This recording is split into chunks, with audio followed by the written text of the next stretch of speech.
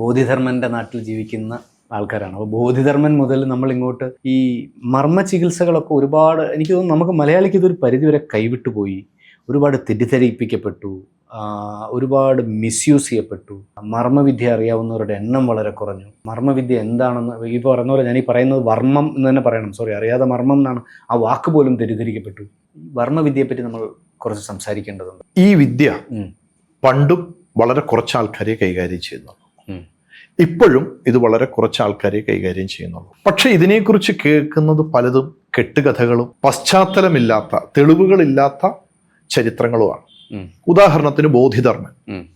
നമ്മളൊരു സിനിമ വന്നതിന് ശേഷം ബോധിധർമ്മനെ എല്ലാവരും ഇടയ്ക്കിടയ്ക്ക് പറയും. ഏഴാം അറിവ്, Kalaripayattu mother of martial arts എന്ന് പറയും. ഇത് രണ്ടും ശുദ്ധ നുണയാണ്. Kalaripayattu mother of martial arts അല്ല. ബോധിധർമ്മൻ അല്ല ചൈനയിലെ കുങ്ഫു ഉണ്ടാക്കിയത്.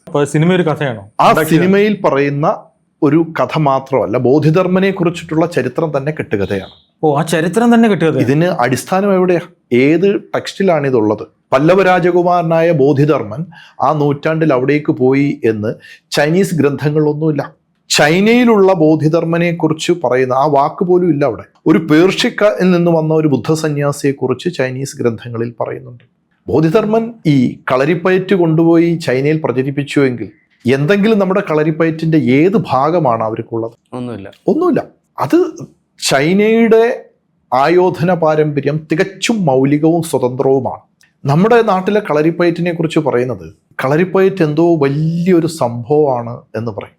യഥാർത്ഥത്തിൽ കളരിപ്പയറ്റ് എന്നുള്ള വാക്ക് തന്നെ തെറ്റാണ്. നമ്മുടെ നാട്ടില് ടിപ്പു സുൽത്താൻ വന്നു, ഇവിടുത്തെ കളരിപ്പയറ്റുകാർ എന്ത് ചെയ്തു? ടിപ്പു സുൽത്താൻ വന്ന് തിരുവിതാംകൂറിലെ രാജാക്കന്മാര് ആധുനികമായ രീതിയിൽ സേനയെ സജ്ജീകരിച്ച് നേരിട്ടതുകൊണ്ടാണ് ടിപ്പു തെക്കൻ കേരളത്തിലേക്ക് വരാതിരുന്നത്. അല്ല, ബ്രിട്ടീഷുകാർ ടിപ്പുവിന്റെ കോട്ട ആക്രമിച്ചതുകൊണ്ട് തിരിച്ചുപോയി എന്നൊരു കഥയുണ്ടല്ലോ.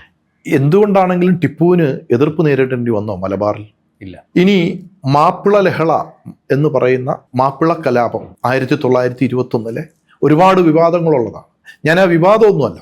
ആ കാലത്ത് പറയുന്ന കണക്കനുസരിച്ച് നിരവധി പേർ, കുമാരനാശാനൊക്കെ പറയുന്നു ഹിന്ദുക്കൾ കൊല്ലപ്പെട്ടു എന്നുള്ള ആ രീതി തന്നെ എടുത്താൽ കൊല്ലപ്പെട്ടത് കൂടുതലും ഹിന്ദുക്കളാണ്. എത്ര പേര് ചേർന്നാ കൊന്നത്? മൊത്തം ഈ കലാപകാരികളുടെ എണ്ണം എത്രയായിരുന്നു? ആ കാലത്ത് ഈ മാപ്പിള കലാപം എന്ന് പറഞ്ഞ് നടന്നത് ഒരു പ്രാദേശികമായിട്ട് 4 താലൂക്കുകളിലാണ് നടന്നത്. ഏറനാട്, വള്ളുവനാട്, പൊന്നാനി തുടങ്ങിയിട്ടുള്ള. അതിനകത്ത് വള്ളുവനാട് താലൂക്കിൽ മാത്രം 4000 കളരി ഉണ്ടായിരുന്നു. അത്രയും 4000 കളരി ഉണ്ടായിരുന്ന സ്ഥലത്ത് 1-2 തീവണ്ടിയുടെ വാഗണിൽ കൊള്ളുന്ന അത്ര ആൾക്കാരെ ഉണ്ടായിരുന്നുള്ളൂ കലാപകാരികൾ. അവര് 10,000-കണക്കിന് ലക്ഷക്കണക്കിന് ആൾക്കാർ അവരുണ്ടായിരുന്നില്ല. പക്ഷെ തോക്കുണ്ടായിരുന്നില്ലേ? തോക്കുണ്ടായിരുന്നു, തോക്കുറപ്പായിട്ടും ഉണ്ടായിരുന്നു. പക്ഷെ എത്ര തോക്കുണ്ടായിരുന്നു?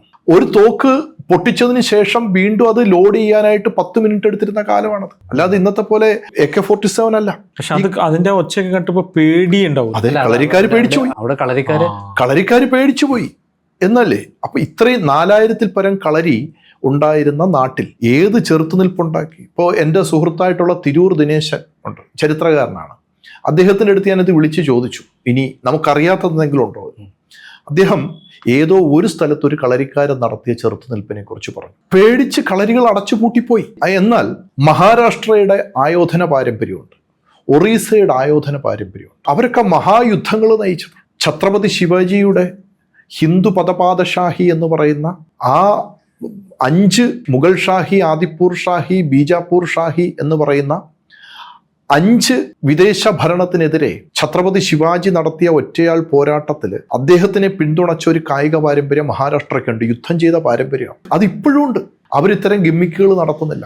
രാജസ്ഥാനിലെ രജ്പുത്തുകൾ, പഞ്ചാബിന്റെ കായിക പാരമ്പര്യം, ഇവരൊക്കെ മഹായുദ്ധങ്ങൾ നടത്തിയവരാണ്. അവരാരും കളരി എന്താ പഠിക്കാഞ്ഞത്? ഇത്രയും നല്ല കാര്യമായിരുന്നെങ്കിൽ നമ്മുടെ നാട്ടിൽ വന്ന് ഇവർ ഈ വാൾപ്പയറ്റ് പഠിക്കേണ്ടതല്ലേ? നമ്മുടെ നാട്ടിൽ ഈ വാൾപ്പയറ്റ് ഉണ്ടല്ലോ, നമ്മളിപ്പോൾ കളരി എന്ന് പറഞ്ഞ് പല സ്ഥലങ്ങളിലും പ്രദർശിപ്പിക്കുന്ന ഈ വാൾപ്പയറ്റ് അത് ശരിക്കും കോമഡിയാണ്.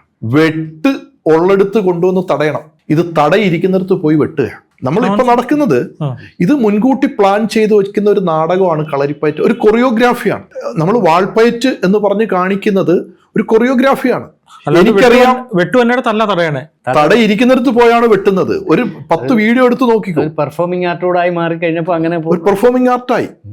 ഇത് കേരളീയര് യുദ്ധം ചെയ്തിട്ടില്ല, യുദ്ധം കണ്ടിട്ട് കൂടിയില്ല. യുദ്ധം കണ്ട് നൂറ്റാണ്ട് യുദ്ധത്തിന് യഥാർത്ഥത്തിൽ കളരി എന്ന് പറയുന്നത് മലബാറിന്റെ സംഭാവനയാണ്. കളരി എന്നുള്ള വാക്ക് തെക്കോട്ട് ഇലങ്കം എന്നാണ് പറയുന്നത്. ഇപ്പോൾ അടൂർ ഒരു ഇലങ്കൻ റോഡ് ശ്രദ്ധിച്ചിട്ടുണ്ടോ?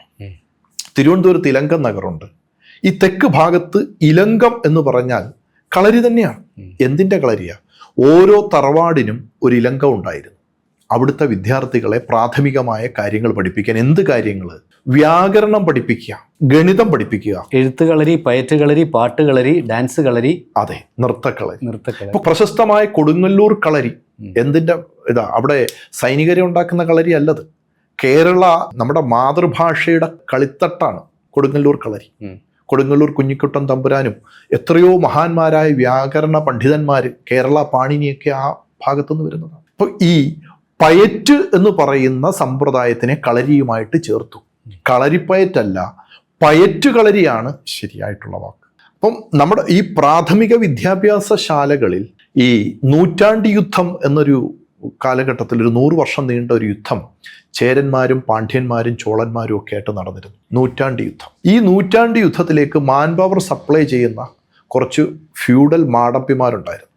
നാട്ടിൽ പണിയില്ലാത്ത ചെറുപ്പക്കാരെ പിടിച്ച് കായിക പരിശീലനം കൊടുത്തിട്ട് മറ്റവർക്ക് മറിച്ച് വിൽക്കുന്ന പരിപാടി. അപ്പോൾ ഇവരിതിനു വേണ്ടി ഇപ്പോൾ കുഴിക്കളരി ഒരു മണ്ടത്തരമാണ്. നമ്മളിതൊക്കെ എന്തോ നിഗൂഢതയുള്ള, വളരെ രഹസ്യമുള്ള, ലോകത്തെ കായിക വിദ്യകളെല്ലാം ഉത്ഭവിച്ചത് മലബാറിലുള്ള ആ കുഴിയിലാണെന്നൊക്കെയാണ് നമ്മുടെ വിചാരം. ഈ കുഴിക്കളരി എന്ന് പറയുന്നത് തോക്കിനെ പേടിച്ചിട്ട് ചെയ്തതാണ്. ഈ തച്ചോളി ഓതേനൻ കൊല്ലപ്പെട്ടതോടുകൂടി ഇവർക്ക് തോക്കിനെ പേടിയായി.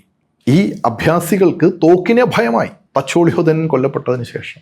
അതിനുശേഷമാണ് ഈ കിടങ്ങ് കുഴിച്ച് ഇനി ആരെങ്കിലും ദൂരെ നിന്ന് വെടിവെച്ചാലോ, പിന്നെ വേറൊരുത്തൻ കാണുകയും ചെയ്യരുത്, ഇവിടെ കാണിക്കുന്ന അഭ്യാസം എന്താണ്. അല്ല, ഇതിനകത്തൊന്നും നിഗൂഢമായ കാര്യങ്ങളൊന്നുമില്ല. ഈ അഭ്യാസമുറകളിൽ ഇതിൻ്റെ ഇന്നത്തെ കാലത്ത് ഇത് കുറച്ച് സർക്കസുകാരാൽ വികസിപ്പിച്ചതാണ്. ബ്രിട്ടീഷുകാരെ പേടിച്ച് ഏതാണ്ട് 150 വർഷത്തോളം നമ്മുടെ പയറ്റ് മുറകൾക്ക് വിസ്മൃതി സംഭവിച്ചു. 150 വർഷത്തോളം നിരോധിക്കപ്പെട്ടു. അതിനുശേഷം ചില വ്യക്തികൾ അവരുടെ പരിശ്രമത്തിനെ നമ്മൾ മാനിക്കാതിരിക്കാൻ പറ്റത്തില്ല. CVN കളരിയൊക്കെ പോലുള്ള അതിനൊക്കെ തുടക്കമിട്ട മഹാന്മാരായ വ്യക്തികളുണ്ട്. അവരുടെ പരിശ്രമത്തിലൂടെ ചില കാര്യങ്ങളെ അവർ കൊണ്ടുവന്നു. പക്ഷേ യഥാർത്ഥത്തിൽ ഇന്ന് കാണുന്നത് തികച്ചും പരിഹാസ്യമായ ഒരു കാര്യമാണ്. ഈ കേരളത്തിലെ കളരിക്കാർക്ക് ആർക്കെങ്കിലും ഒരു മിക്സഡ് മാർഷൽ ആർട്സുകാരനുമായിട്ട് ഏറ്റുമുട്ടാൻ പറ്റുമോ? ഇല്ല. MMA പെർഫോമർ വേറെയാണ്. ഇടിയുള്ളൂ. എന്തുകൊണ്ടാ? നമുക്ക് പറ്റുന്ന പണിയെ ചെയ്യാവൂ.